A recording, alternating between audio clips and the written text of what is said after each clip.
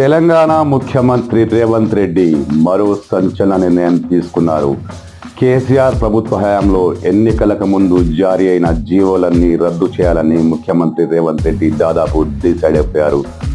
ఎన్నికల సమయంలో ఎడాపెడా జారీ అయిన జీవోలన్నీ చట్టబద్ధం కావని వాటిని రద్దు చేసి పునరాలోచించాలని ఆయన భావిస్తున్నారు.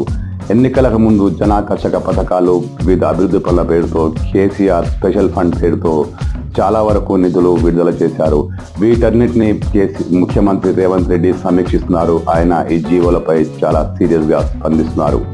త్వరలో ఈ జీవోలన్నీ రద్దు చేయబడతాయి. ఇప్పటికే చాలా చోట్ల అధికారులకు మౌఖిక ఆదేశాలు అందాయి.